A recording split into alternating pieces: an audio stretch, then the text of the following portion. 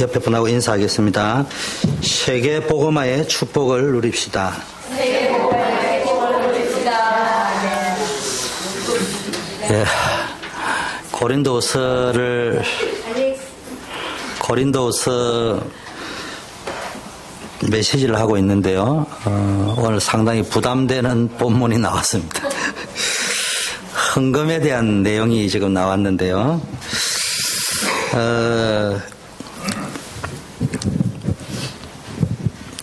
그냥 넘어갈까 사실은 생각을 많이 했습니다. 그런데 이제 고린도서를 1장부터 지금 고린도 전서부터 시작해서 후서까지 와서 순서대로 묵상하고 있는데 저는 뭐 이렇게 강해 설교도 강해 설교지만 강해 설교라기보다는 저는 본문 설교를 하고 있기 때문에 그런 시간표 속에 나오는 본문이기 때문에 넘어갈까 또 생각을 했습니다만은 부담된다고 하나님 앞에서 설교를 그냥 넘어갈 수도 없는 것 같아서 기도하면서 이 설교를 준비했습니다. 헌금 설교에 대한 부담은 가지지 마시고요. 편안하게 들으시길 바라겠습니다. 여러분 다니면 믿음이 참 없어요. 그래서 강단에서는 세게 이야기하지만 저는 늘 생각합니다. 정석은 알아야 된다. 알고는 있어야 된다. 그런 측면이니까. 지금 혹시 내가 헌금 생활에 조금 잘못하고 있다든지 또 부담이 돼갈지 정죄받을 필요도 없어요. 다만 어느 것이 성경적인지 어느 것이 축복을 받는 원리인지는 여러분이 분명하게 알고 계셔야 됩니다. 언제나 하나님은 자유의지를 주었기 때문에요. 선택은 여러분이 하나님 앞에서 믿음의 분량대로 결정하시는 거예요. 헌금을 하고 싶지만 형편이 안 되는 분도 있어요.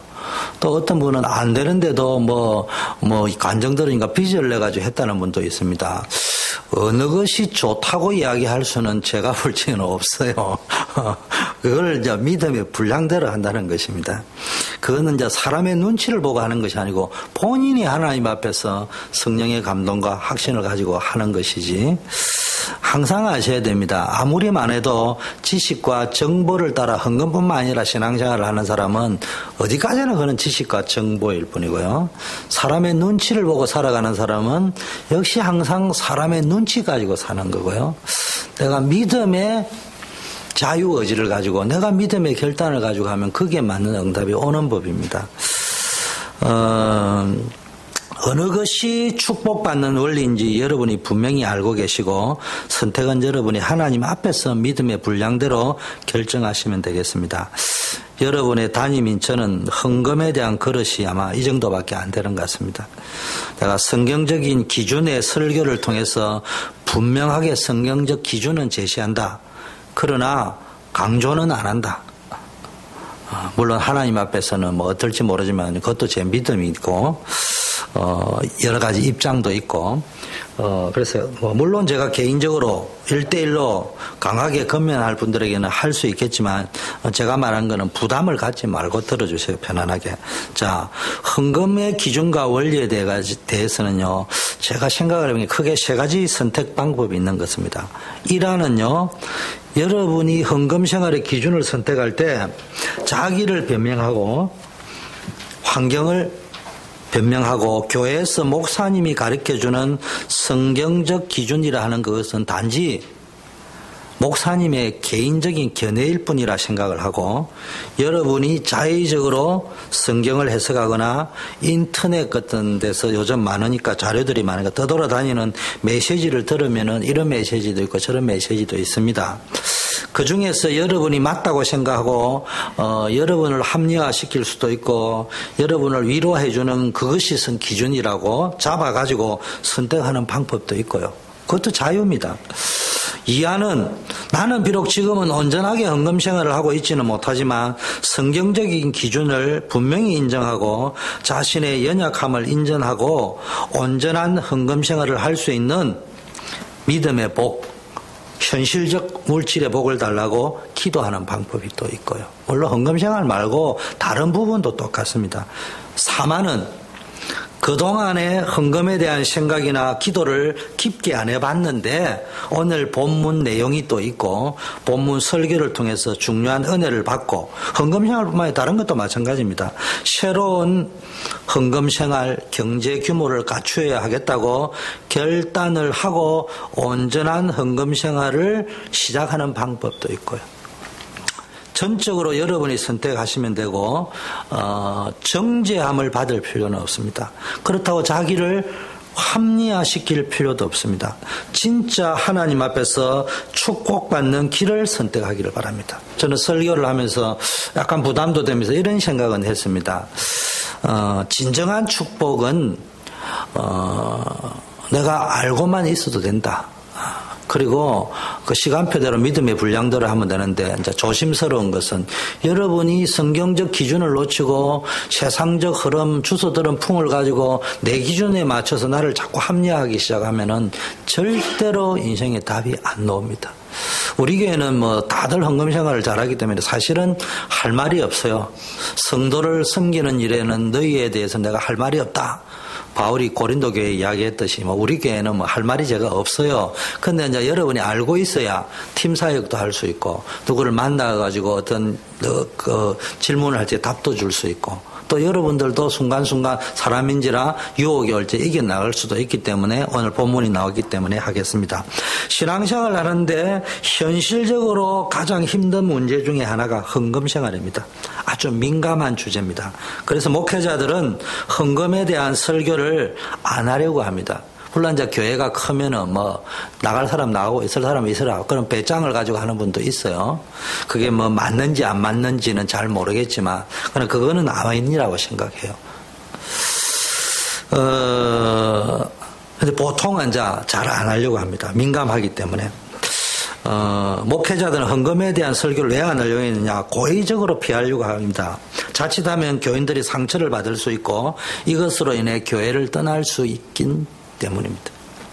그럼에도 불구하고 교회와 목사는 성경적 헌금관에 대하여 바르게 가르쳐야 됩니다. 그건 헌금이 중요한 게 아니고 축복을 받는 길을 가르쳐 줘야 되기 때문에. 헌금했다고 축복받고 안 했다고 축복받고 그런 거 아닙니다. 우리는 어디 복채 내는 때가 단체가 아니라 무당집은 복채를 많이 내야 되는데 우리는 무당집이 아니기 때문에 복채를 많이 낼 필요는 없어요. 그런 것이 아니고 경제가 뭔가를 알아야 되거든. 경제는 보이지 않는 손이라는 법칙이 있단 말이에요. 그럼 그거를 알려고 하면은 헌금 생활이 굉장히 중요한 부분이 있단 말이에요. 자, 목회자가 아무리 언급하고 싶지 않아도 이와 상관없이 성경이 말하고 있다면 교인들에게 성경이 말하는 헌금에 대하여 가르칠 필요가 있고 더 나아가 성경이 말하는 경제생활에 대한 것을 가르칠 필요가 있습니다. 특히 렘넌트들은 어릴 때부터 제대로 배워야 됩니다. 바른 헌금 생활 없이는 바른 신앙생활을 기대할 수가 없습니다. 헌금 문제에 꺼리낌이 없으면 신앙이 잘 자랄 수 있습니다. 그러나 헌금 문제에 꺼리낌이 있으면 영적 성장에 발목이 잡힐 수 있습니다. 그러므로 성경적 헌금 원리를 바르게 가르쳐야 되고 바르게 이해하고 있어야 됩니다. 자, 첫째, 하나님께서 마케도니아 교회에 주신 은혜라고 했습니다. 여러분이 쭉 보시면은 성경 읽어 오셨어요? 제가 성경을 읽어오라고 하는데 내가 보면서 성경 읽기를 하면은 목회 절반은 성경이 다 해준다. 이런 부분을 여러분이 읽고 나면은 여러분이 부담 없이 읽고 이런 게 있구나 이래 알고 지금 또 내 형편이 이렇고 믿음으로 결단해야겠다 아니면 좀 기다려야 되겠다 어떻게 성경 기준은 알 수 있고 이럴 수 있는데 설교에 부담 없을 수도 있는데 이런 생각이 들었습니다. 성경 꼭 읽으세요 앞으로.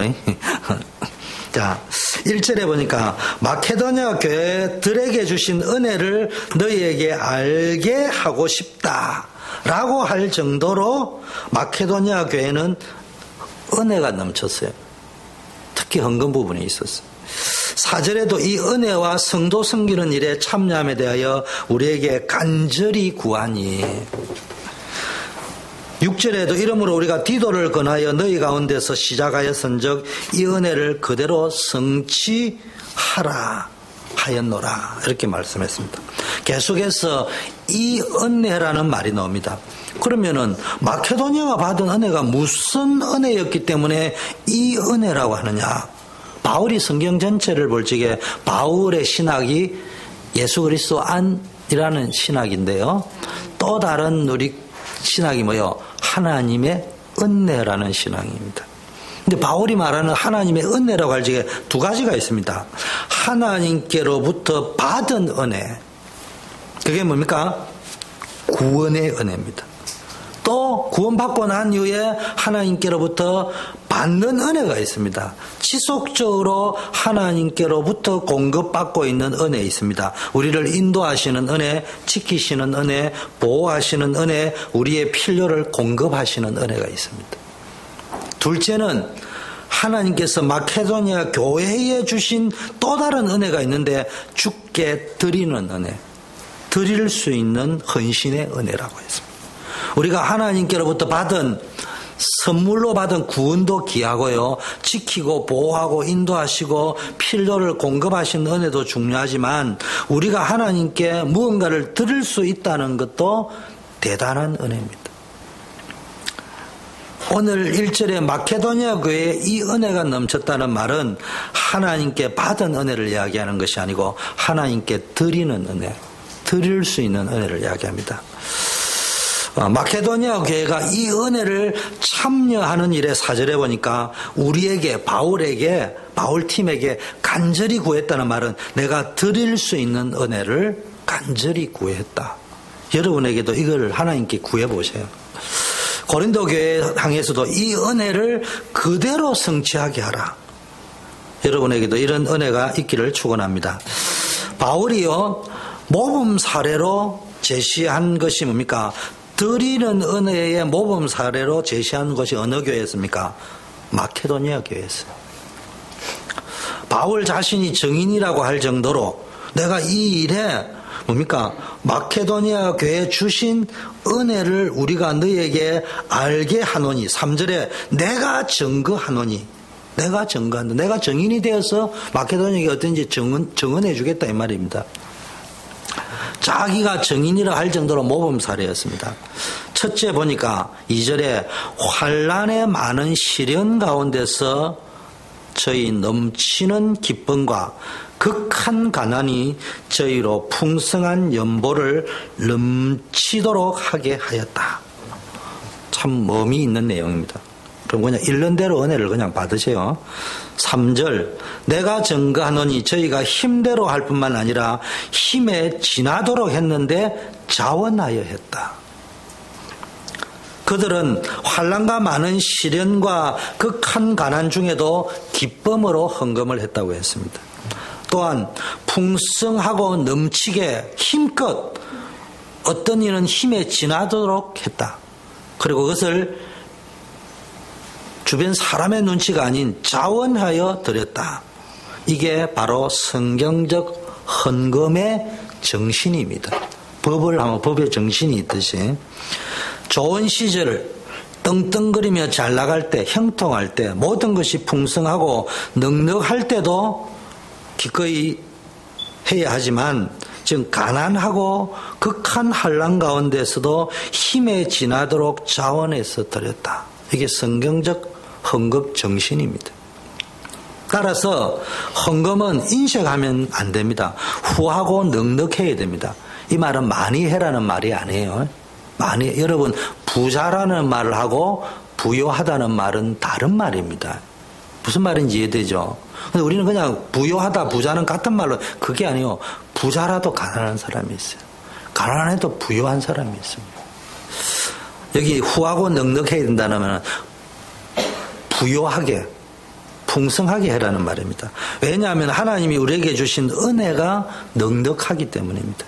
마케도니아 교회는 자신들이 넉넉할 때 헌금을 한 것이 아니고요. 여전히 시련과 어려움 가운데 했습니다. 극한 가난 속에서 했다고 했습니다. 그 정도가 아닙니다. 극한 가난이 저희로 풍성한 연보를 넘치도록 하게 하였다. 여기에 대한 설교를 좀 하고 싶지만 이것까지 하려면 너무 길어지기 때문에 이 정도로 은혜를 받으시면 되는데 상당히 의미심장한 문구인데 극한 가난이 저희로 풍성한 연보를 넘치도록 하게 하였다. 보통 사람들은 어려우면 헌금부터 줄입니다. 여러분은 어려우면 밥부터 줄이세요. 한 끼 금식하시고 한번 해보세요. 그러면 하나님 축복하실 거예요. 6절을 보면 바울은 이렇게 건면합니다. 이러므로 우리가 디도를 권하여 너희 가운데 시작하였은즉 이 은혜를 그대로 성취하게 하라. 여러분, 자꾸 스스로 합리화시키거나 핑계대지 말고 힘껏 하라. 헌금 많이 하라는 말이 아니고요. 저는 오늘 설교는 여러분이 어느 정도만 하면 되겠냐. 어렵고 힘든데 헌금은 알고는 이때 못해도 괜찮습니다. 그러나 내가 못하는 것이 맞다고는 주장하지 마세요. 그 정도만 알고 있어도 하나님 여러분을 시간표 되게 은혜를 주시고 내가 그쪽 방향으로 기도하고 하나님 내 마음이 드리고 싶은데 못 드리잖아요. 그걸 뭐 신학적으로 따져서 맞냐 틀리냐 시비걸 할 말이 없지만 하나님은 은혜와 긍휼이 풍성하기 때문에 그 정도 기도는 여러분이 인정하고 또 받아줄 용의가 있을 거예요. 하나님이 아실 거예요. 내가 부모라도 그럴 거예요. 내 마음은 좀 요셉이 어디 있어? 효도가 많이 해줘야 돼 아빠한테. 그렇지만 잘 사는 게 더 행복해. 내가 내 아들이 굶어 죽는데 내한테 소고기 사주는 게 나 기뻐하지 않아요. 하나님도 그런 마음이실 거야. 그런데 나는 돈이 없으니까 못해. 이 소리를 하면 뺨 한 차례 때리고 싶다니까. 그걸 자기가 알고 앉아서 나는 아빠 해주고 싶은데 어떻게 해야지. 괜찮아. 말만 들어도 행복해. 이래 말할 수 있는데 알잖아 아빠. 없어서 못 해주는 거. 이러면은요 지트를 받고 싶을 거예요. 그게 못 받아서가 아니고 네 생각이 비틀어져 있다 이 말이거든요. 우리가 이제 그런 것들은 한번 생각을 해봐야 돼. 아멘. 아멘을 희한한데 아멘을 한다. 자, 5절에 보니까 오늘 키일 수도 있습니다. 먼저 자신을 주께 드리라. 그리고 하나님의 뜻을 쫓아 우리에게 주었다. 이 마케도니아 교회는 하나님께 드리는 은혜를 받았는데 어떤 은혜냐? 우리가 바라던 것뿐만 아니라 바울팀이 지금 다른 예루살렘 교회가 너무 어려움 당하니까 도와주려고 했던 걸 바라고 있었는데 이걸 우리에게 다르게 전하면 하나님이 바라던 것일 수 있잖아요. 그런데 저희가 먼저 자신을 주께 드렸다. 또 하나님의 뜻을 쫓아 우리에게 주었다. 나중에 이야기했지만 이건 뭐 인터넷에 보니까 아마 헌금 11조 뭐 폐지됐다, 유효하다, 뭐 난리 법석을 떨고 앉아 있더라고. 용서하셔야죠. 강단에서 이런 소리 하면서 내가 보면서 진짜 난리 법석을 떨고 앉아 있네. 내야 된다는 사람도 내가 보니까 맛이 같고요. 안 내야 된다는 사람은 완전히 정신병 돌았고요. 둘이 똑같아. 왜냐? 왜 그걸 떠드냐고. 답이 간단해요. 오늘 헌금의 1순위. 폐지됐다, 안 됐다, 조금 있다. 그건 끝. 저희가 먼저 자신을 주께 드리고. 이러면 끝난 거야. 내가 내 자신을 드리는데 그 다음에는 자동적으로 어떻게 해야 될까 나온다. 내가 안 드린 상태에서는 뭐 뗐냐 맞냐 뭐 형편이 됐냐 아니 내가 드려버렸다 나 자신을. 그 다음에는 자동으로 해결되는 거예요. 우리가 헌금 생활이 안 된 건 나 자신을 안 드렸기 때문에. 드려버리면 나머지는 다 이해되는 거예요. 그리고 하나님의 뜻을 쫓아. 이것이 마케도니아가 교회가 한 풍성한 헌금이었습니다. 이것이 진정한 헌신이었다 이 말이에요. 물질 이전에 먼저 자신을 드려야 됩니다. 좀 이 유대인들이 하나님 앞에 헌금 생활을 요즘은 제사 많이 드렸다니까.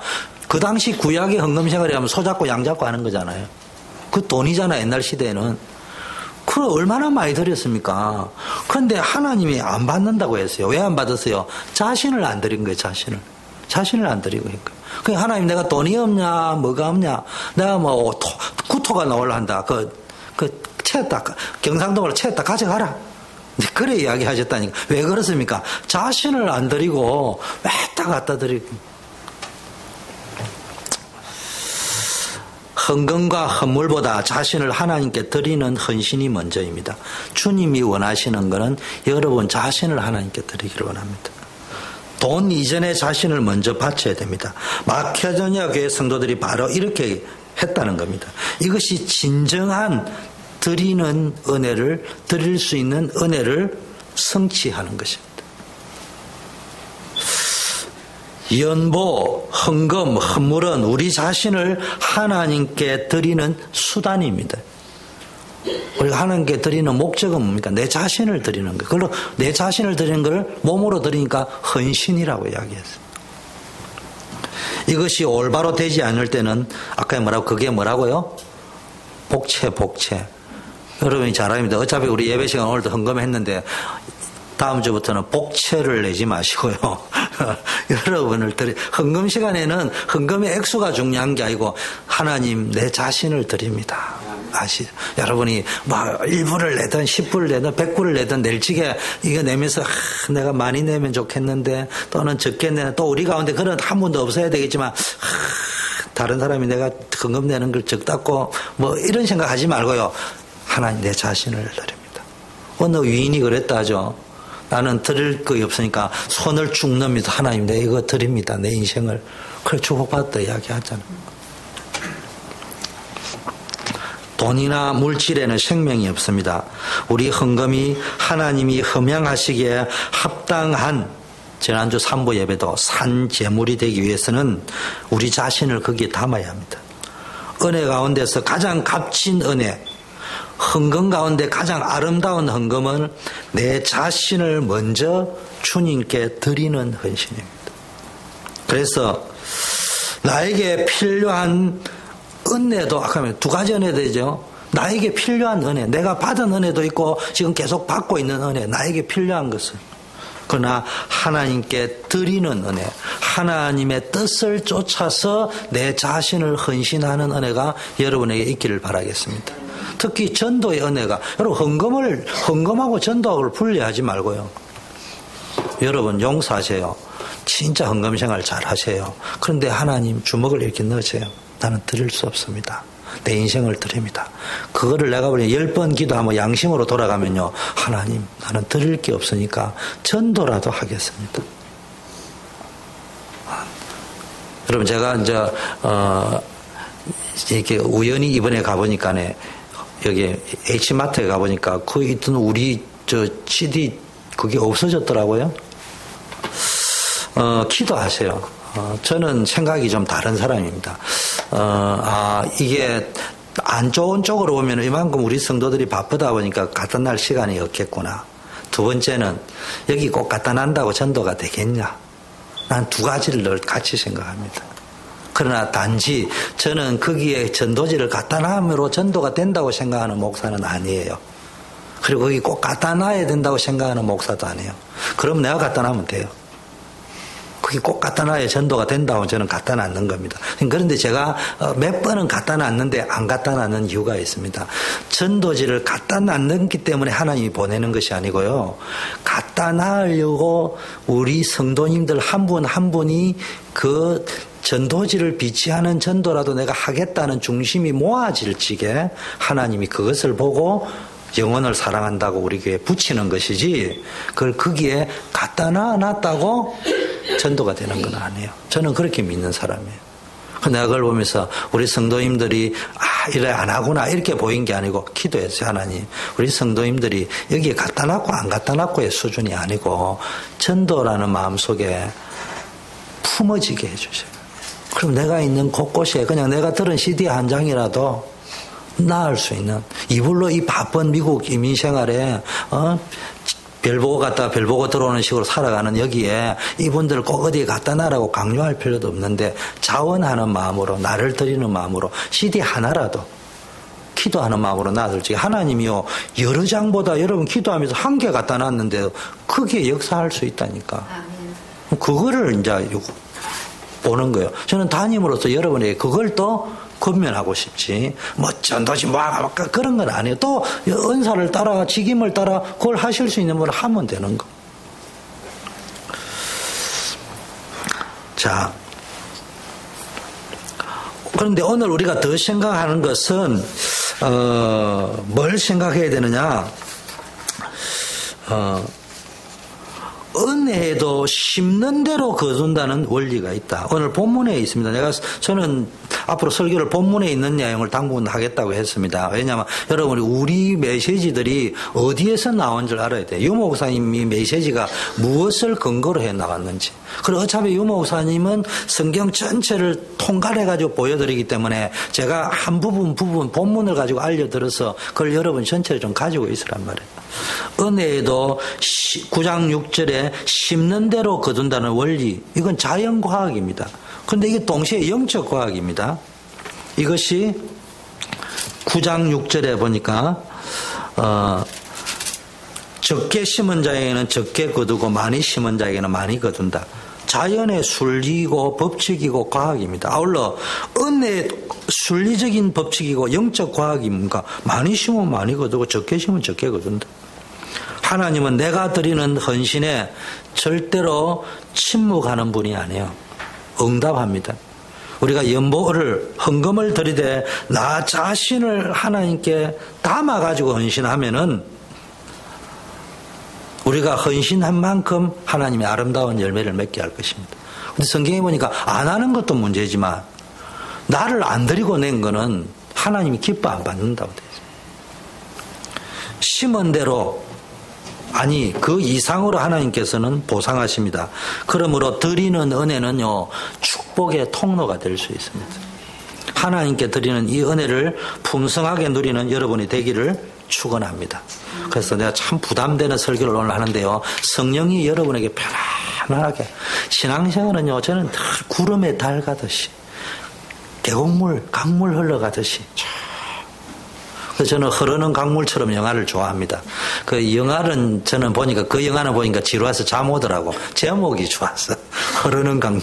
그 제목 때문에 흘러가는 거예요. 흐르는 강물처럼 흘러가면 됩니다. 자, 그런데 두 번째, 헌금위원회의 중요성. 본문에 있는 내용의 순서를 조금 바꾸어서 이 부분 먼저 하겠습니다. 굳이 헌금위원뿐만 아니라 교회의 일꾼들 선정도 다 이래야 됩니다. 우리는 올바른 성경적 헌금 관리를 위하여 헌금위원을 세워야 됩니다. 헌금을 하는 사람도 중요하지만 그 헌금을 관리하고 집행하는 사람도 중요합니다. 바울은 이 일을 디도에게 맡겼습니다. 바울이 직접 연보를 수납 관리하지 않고 디도와 함께한 여러 형제들을 통해서 관리하도록 했습니다. 우리 교회가 부흥이 되겠지만 혹시 사람이 없어도요, 사모 보고 헌금 개수해라 이런 소리 하면 안 됩니다. 목사님 보고 해라 이런 소리 하면 안 돼요. 저는 그 말 하는 순간에 사표 내버립니다.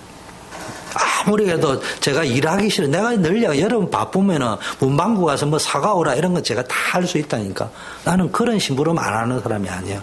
그러나 기획은 여러분이 해봐라 이 말이에요. 그래야 뭐 답이 나오는 거예요. 또 여러분이 기획한 게 제가 기획한 것보다 안 좋을 수 있어요. 그래서 나는 여러분이 하자는 거를 가능하면 하려고 해요. 그게 훈련이니까. 여러분 20절에 이것을 조심하면 우리가 맡은 이 거액의 연보로 인하여 아무도 우리를 해방하지 못하게 합니다.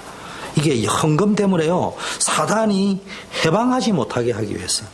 이는 우리가 21절에는 주 앞에서만 아니라 사람 앞에서도 선한 일에 조심하려. 하나님 앞에서도 조심해야 되지만 사람 앞에서도 조심. 뭐 헌금 생활만 그렇겠습니까? 모든 게 다 그렇습니다. 우리는 뭐 하나님 앞에 코람데오를 하나님 앞에만 하고 사람 앞에 안 했다. 그건 코람데오가 아니에요.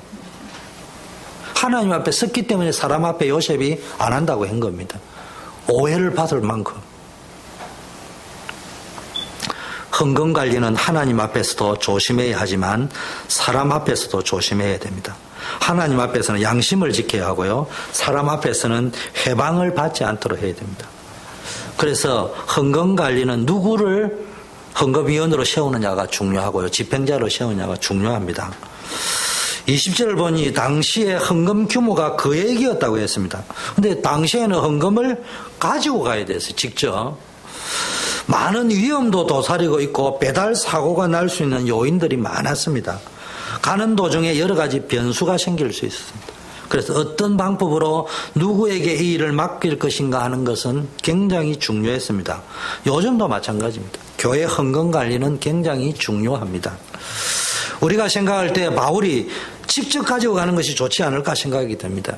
헌금뿐만 아니라 여러분들에게 부탁드립니다. 여러분 부담은 갖지 말고, 강요하는 건 아닌데 제가 여러분에게 정말로 건면하고 싶은 게 있습니다. 우리 교회가 이제는 탈피되어 들어가는데요. 뭔 일을 하면 그건 목사님이 하면 되지, 사모님이 이 생각을 버려야 됩니다. 그건 무슨 이야기냐면은 이렇게 가다 보면 쪼그라든다니까, 뭐든지. 여러분들이 할 것들을 늘 생각을 해야 교회가 부흥이 되게 되어 있습니다. 그래서 유 목사님도 얘기하잖아요. 미국을 어떨 적에는 잘 모르셔서 하는 말씀처럼 보이죠. 미국 가니까 목사들이 막 열시를 이래가지고 뭐 연문, 안문, 뭐 창고문까지 다 차고 있더라. 근데 또 미국 목사님들의 입장에서는 그렇지도 않아요. 성도님들이 다 바쁘니까. 목사님들이 직접 열쇠를 미리 따놔야 되고 하니까 가지고 있다 이야기할 수 있는데, 중요한 거는 결론을 이야기하겠습니다. 어쨌든 목사님이 키를 10개씩 달고 다니는 거는 부흥 안 되는 교회의 특징인 거는 분명합니다. 그걸 여러분이 아셔야 됩니다. 그럼 사실은요, 우리가 이런 교회에 있더라도 여러분 속지 말아야 될 것은 부담 보죠. 여기 있다면 여러분 착각할 수 있어요. 여기 집인지 교회인지 애매모하거든요. 여기가 집인지 교회인지가 애매모하다니까. 그러다 보니까요, 집이라는 생각 절반, 교회 절반이라니까 일찍 안 올 수 있는 거예요. 그럼 사실은 평신도 가운데요, 여러분들이 남전도회든지 여성교회든지 언론을 해가지고 우리가 이번에는 당번을 따더라도 먼저 누가 와서 문을 따자, 뭐 하든지 청소를 하자든지 이런 걸 짜봐야 된다고. 그거는 목사님이 게으르니까 도와주자 이런 말을 이야기하는 것이 아니고요. 거기에 뭐가 들을 수 있냐, 마음을 담는 것들을 훈련할 수 있다는 이야기입니다. 큰 교회 가보세요. 조금 이따가 헌신 이야기하겠지만요. 이번 수요일에도 하겠지만요. 장로님들이요. 한국에서는 보니까, 여기서 보니까 장로님들은 내가 장로인데 이러더라고요. 예원교회 가보세요. 장로님들이 화장실 청소합니다. 어느 정도 청소하는지 압니까? 변기가 막히면 장로님들이 손 넣어가지고 뽑아냅니다. 그걸 장로님들이 합니다. 청년들 그때 예배들은 모여가 있는데. 그런 것이 실제 교회가 부흥되는 거예요. 근데 목사님이 편안해서 부흥이 된 게 아니고 마음을 담는 거죠. 여러분 생각해보세요. 내가 장로인데 화장실에 똥이 막혔다. 그걸 안 막혀가지고 이 둘렁기 없어 손으로 집어내가지고 끄집어냈다. 그분이 교회를 사랑하겠어요? 안 하겠어요? 당연한 거 아니겠습니까? 그게 아까 내가 나를 먼저 드렸다는 의미거든요. 자, 바울은 목회자요 전도자입니다. 직접 헌금을 만지지 않는 것이 좋습니다.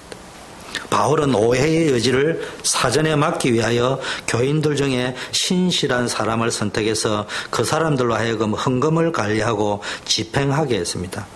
디도가 이런 사람이었어요. 제가 이래 와서 이제 보니까 우리 분들이 많이 고생하고 하더라고. 우리 교인이 지금은 조금 많은데 그때는 좀 작았잖아요. 그러니까 다 일하러 다니지 할 분이 없어요.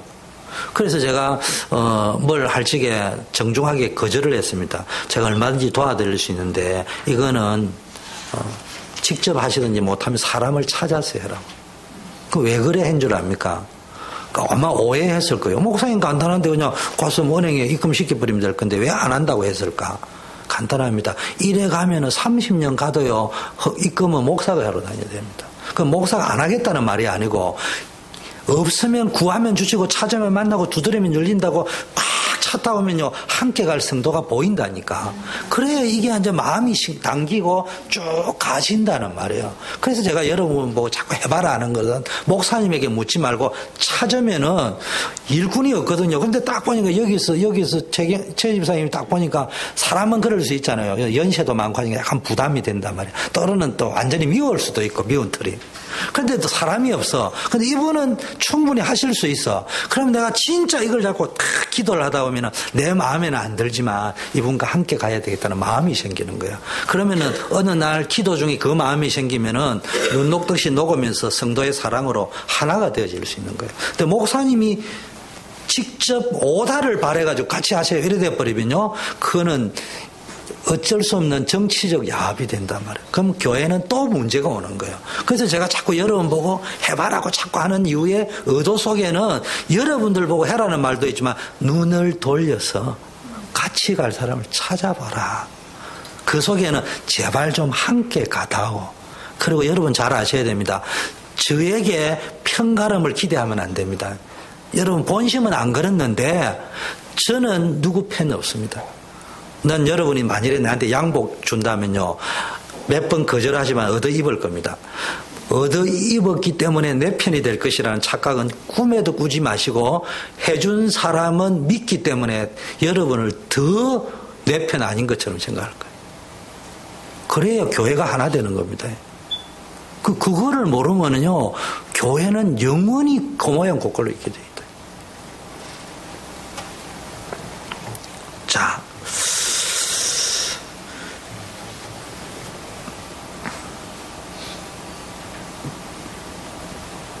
디도를 세웠는데요, 교인들 중에 신실한 사람을 택했습니다.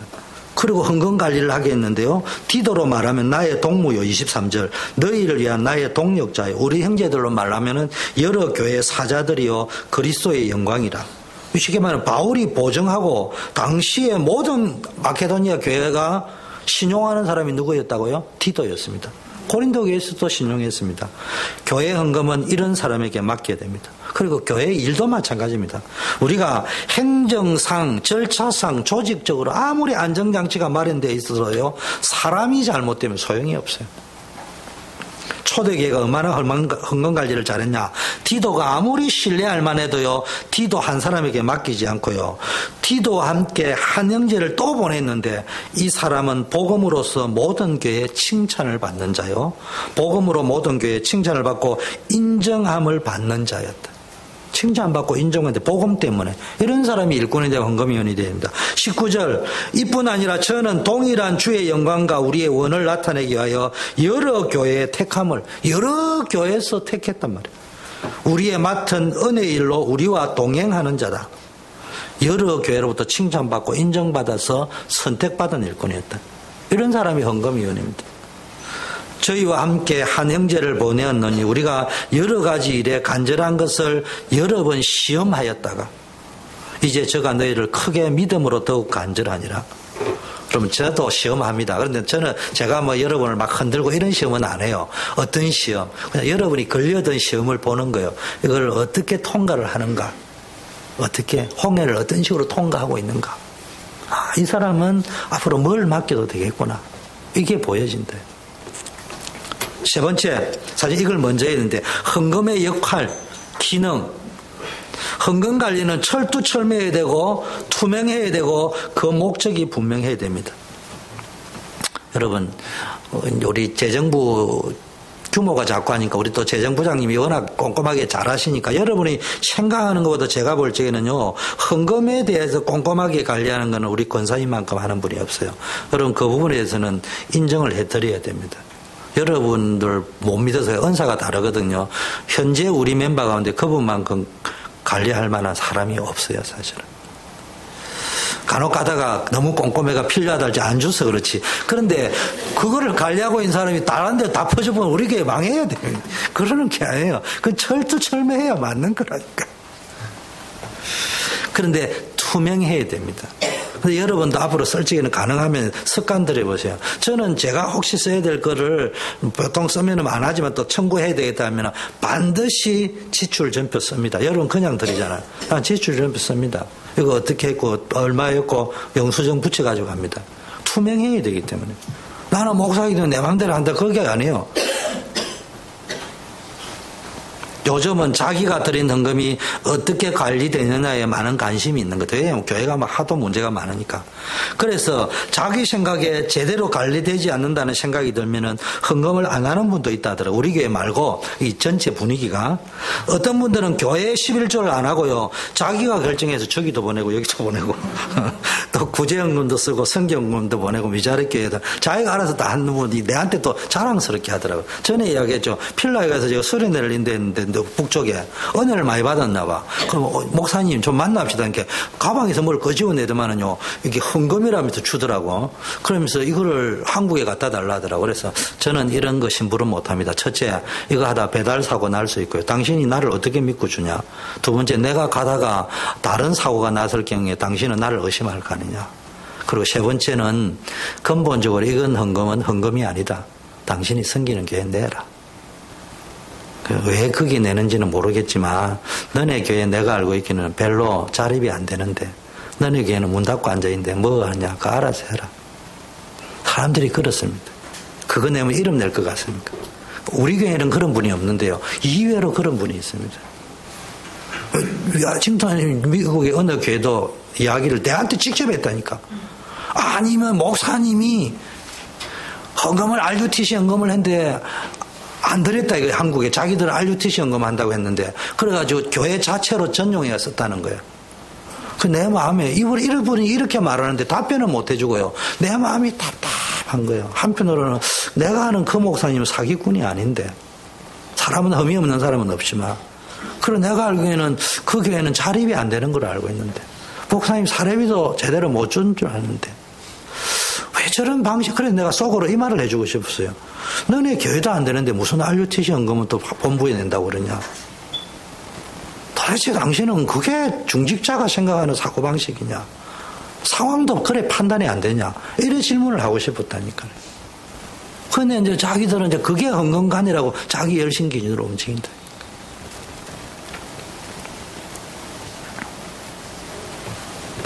이외로 우리 단체에 그런 분 많습니다. 본부에 RUTC 헌금한다고 막 내면서요. 자기 교회는 안 내는 사람도 있어요. 우리 교회는 안 그러죠. 난 진짜 어떨 적에는 이해가 안 돼. 도대체 어디에 중독이 되어져 있는지. 또 이상하게 부담되는 소리 나오는데 이러면 안 되는데 이런데 적어놨는데 교역자는 기쁨의 셈, 은혜의 셈, 평안의 셈, 사랑의 셈이 되어야 된다. 문제는 성령님께 맡기고 하나님 주신 은혜만 끼치면 된다. 설교하면서 절대로 잊지 말고. 하도 내가 까먹어 적어놨어. 절대로. 내가 이거 보면서 설교 순간순간 이거 길을 놓치면 안 된다 싶어서 적어놨는데도 이렇게 부담되는 소리 하면 안 되는데.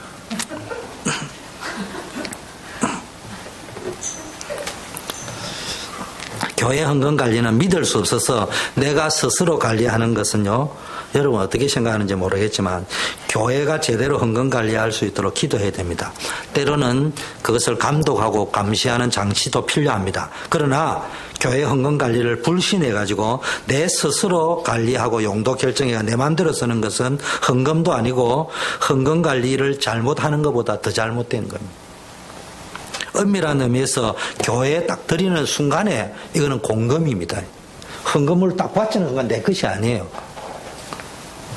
그러면 그 헌금이 잘 사용되는지 안 되는지는 감독, 감시 장치는 필요하고 잘 사용되도록 할 장치도 필요하지만 교회 헌금 관리가 불신되어서 내 마음대로 결정하는 것은 성경하고 틀린 이야기예요.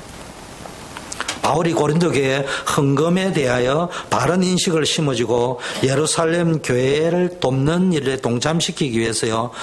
헌금의 용도를 이렇게 말합니다. 그리스도께서 본래 부유하신 분인데 너희를 위하여 가난하게 되셨다.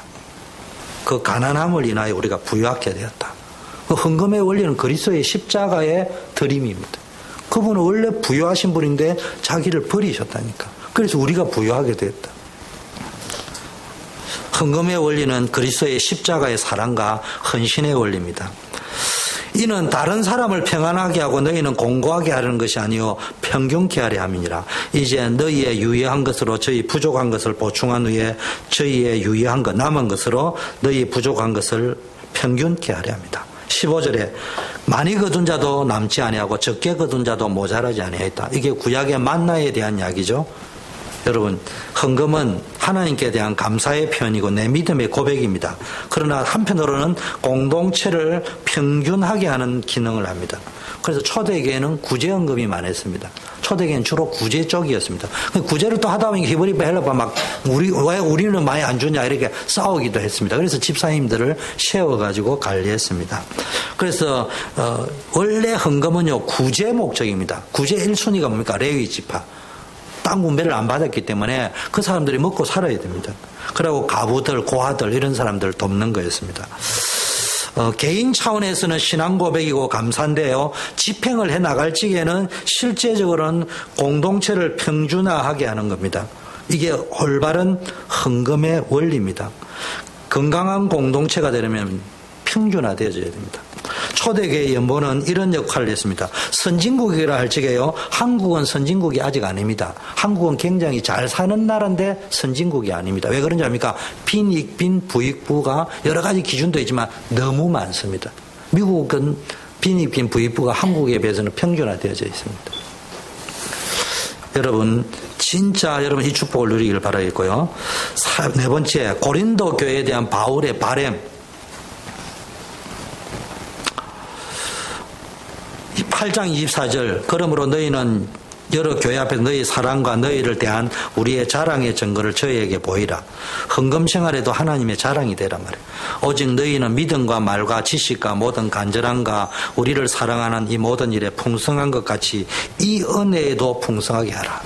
모든 일에 풍성한 것 같이 드리는 은혜에도 풍성하라. 명령이 아니고 너희의 사랑과 진실함을 증명하고자 함이니라.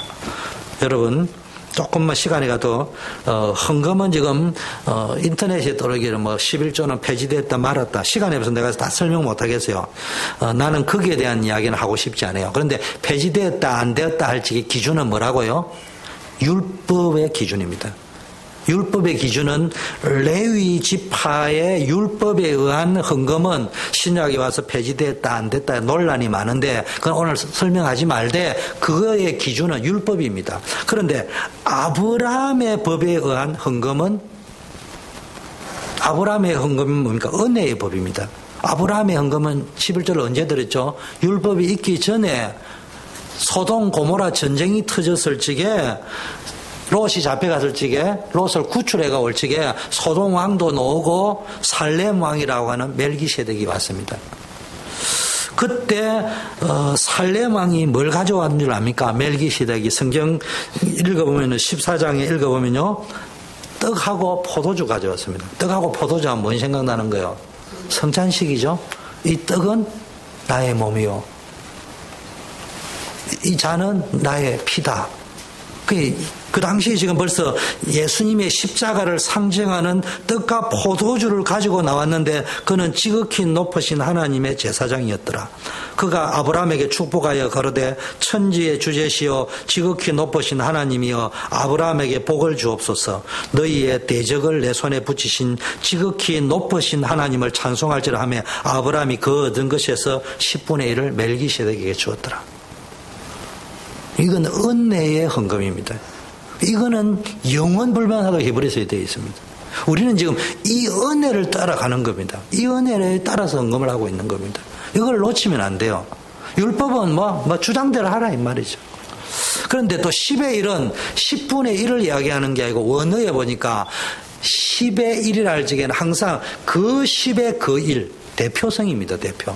모든 것이 하나님의 것인데 10분의 1을 떼준다는 의미가 아니고 이스라엘은 뭘 좋아한다고요? 3을 좋아합니다. 그리고 7을 좋아합니다. 3 더하기 7이 뭐라고요? 10이죠. 그게 이스라엘이 가장 좋아하는 완전수입니다. 그 10의 그 1을 이 말은 10을 대표해서 다른 말 10 모든 걸 다 해야 되는데 그 1을 가지고 대표해서 드린다 이런 의미입니다. 그래서 10분의 1이라는 것은 10분의 1을 드린다는 말이 아니고 10을 대표해서 내가 모든 걸 드리는 것이다. 그런 의미입니다. 여러분 그건 알고는 계시면 되겠습니다. 시간이 없으니까. 헌금의 동기는 아까 말했죠. 그리스도의 사랑으로 섬김과 봉사를 위하여. 자, 시간이 많이 갔으니까 원리는 경제의 원리이기도 헌금의 원리이기도 하지만 경제 원리입니다. 많이 거둔 자도 남지 않고요. 적게 거둔 자도 모자라지 않습니다. 이거는요. 인생 살아보면 압니다. 월급 많이 받았다고요.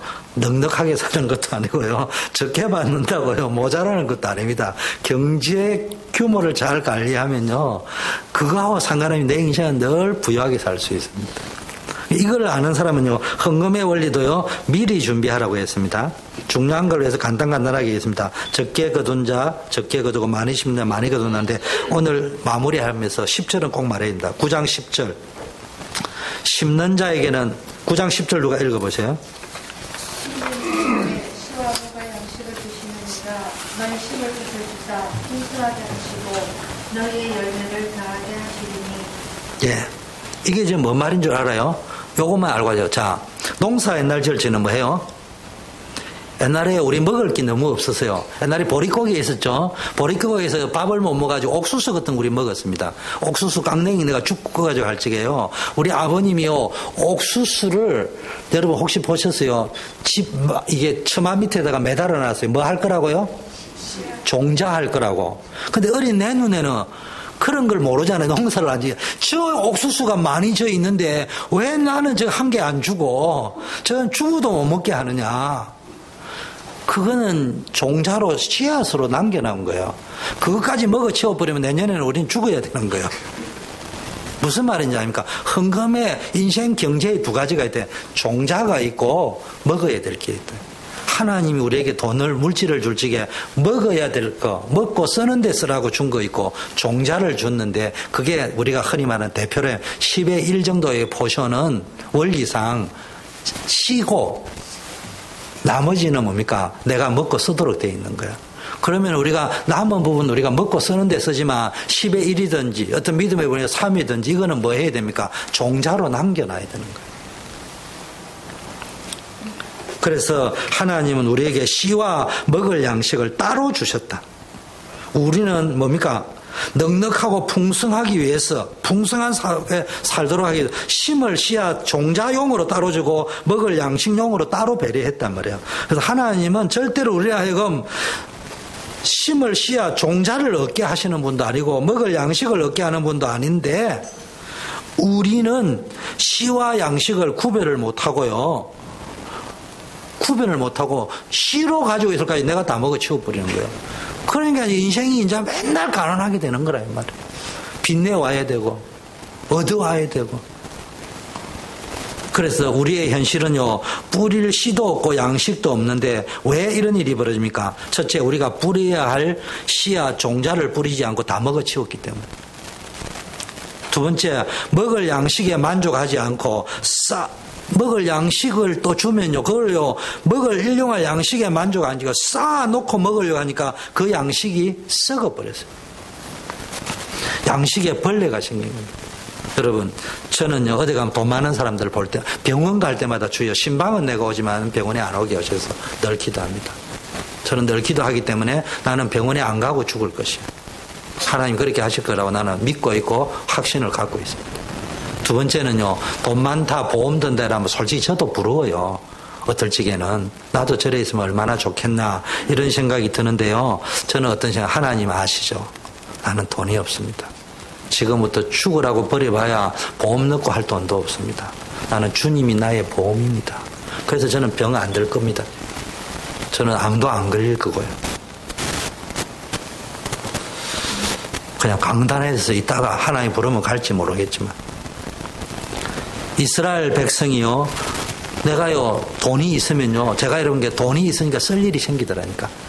제 포켓에 돈이 있는데 돈이 있으니까 반드시 쓸 일이 생기더라고. 근데 내가 얼른 한 집사 가자, 밥 사줘 버리고 나면요, 나는 일단 성도 섬긴 거예요. 그러고 나면요, 쓸 일이 없어. 간단해요. 그 억지로 남아있으면 차 박치게 해가지고요, 물리줘야 돼. 근데 다 써버리고 나니까 누가 와서 박아줘. 그래가 돈을 받게 되더라니까. 벌점도 안 나오고 보험료도 더 싸지고. 이번에 보험료 내려갔다 하더라고. 사고가 안 났어. 그게 축복입니다. 여러분, 자꾸 양식에 며칠 먹을 걸 가져오니까 거기서 썩고 냄새나고 벌레 생겼다는데 그 벌레를 의미로 이야기하면 우리에게 병나고 문제 생기고 박치기 일어나고 이런 일이 아닙니다. 여러분, 가능하면요, 저 생명보험 이런 것도 생명은 하나님 손에 있습니다. 그러니까 생명보험 이런 거 말고 다른 건강보험은 드러날 때 생명보험 이런 건 하지 마세요. 생명보험이 있으면요, 우리 교회는 안 그러겠지만 생명보험 드러났다가 마누라한테 죽는 사람도 많더라고. 또 얼마나 지었는지 조금씩 독약을 또 넣었다 하더라. 한국 사람 보통 독한 게 아니에요. 이야, 진짜 나는 우리 마누라한테 감사해요. 그러면서 한편으로는 두려워요. 그런 기사를 볼 때마다. 아, 여자가 이렇게 위대하고 무서울 수도 있겠구나. 특히 저 같은 경우에는 저는 밥을 내가 안 먹잖아요. 100% 아내가 주는 거 먹거든요. 그런 경우에 막 나는 보통 축복 받은 사람이 아니에요. 보험 들지 마세요. 그래서 저는 보험 안 듭니다. 만약에 보험 들으면 어떤 일이 날지 모르기 때문에. 자, 옷을 주고 한 소리고요.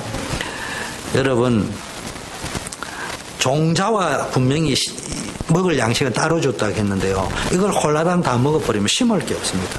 심을 게 없으면 거둘 것도 없습니다. 거둘 게 없으니까 또 뿌릴 게 또 없어요. 이러면 뭐가 돼요? 악순환이 된다. 경제의 악순환이 반복된다는 거예요. 하나님이 우리에게 주신 법칙대로 살기를 바랍니다. 종자 씨로 뿌리셔요. 그리고 먹을 양식 구별하셔요. 그래서 전도와 선교를 위해서 하나님께 드려야 될 것들, 이런 것들을 잘 분별해 보셔야 돼요. 자, 뿌릴 씨앗이 없는 사람은 없습니다. 수입이 있는 사람 치고 11조 못하는 사람은 없습니다. 여러분, 돈이 없어 11조를 못하는 게 아니고요. 저는 멀찍해요. 1,000원 하면 100원 떼세요.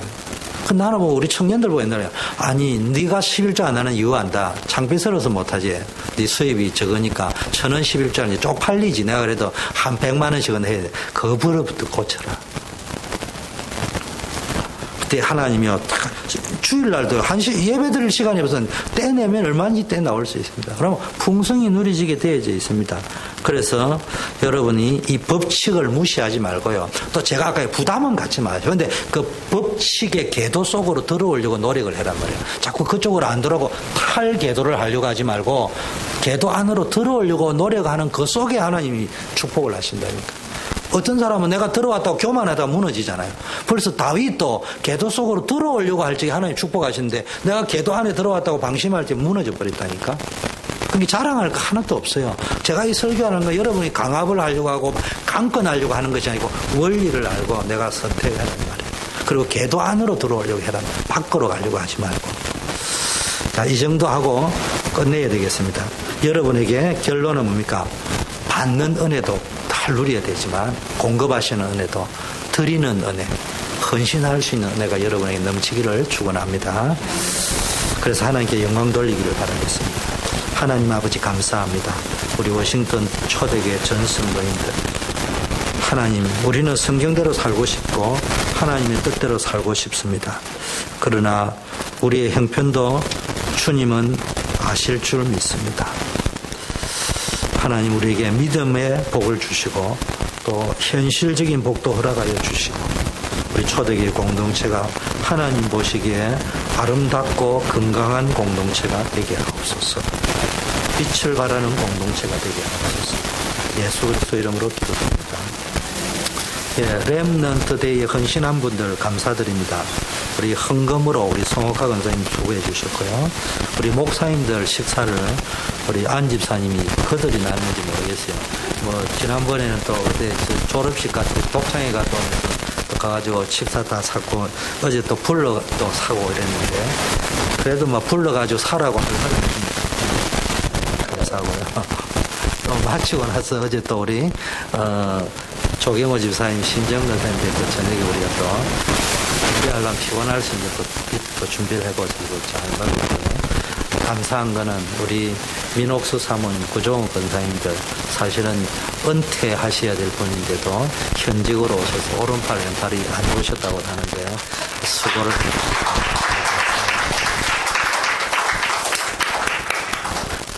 우리 조금씩 저도 부담은 됩니다. 교회가 아직은 크지 않다 보니까 여러분들이 겪고 있는 어떤 일들과 헌신의 분량이 생각보다는 많다는 것.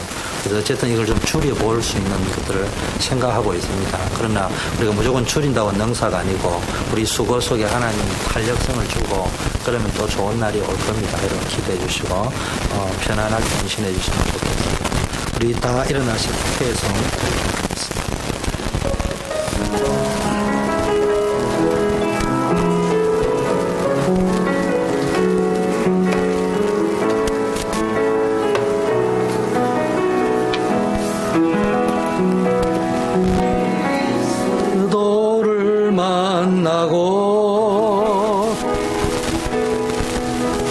인생의 결답을 얻었네. 내가 누구며 위하여 어떻게 살아야 하는지 그리스도를 만나고 인생의 결론을 얻었네.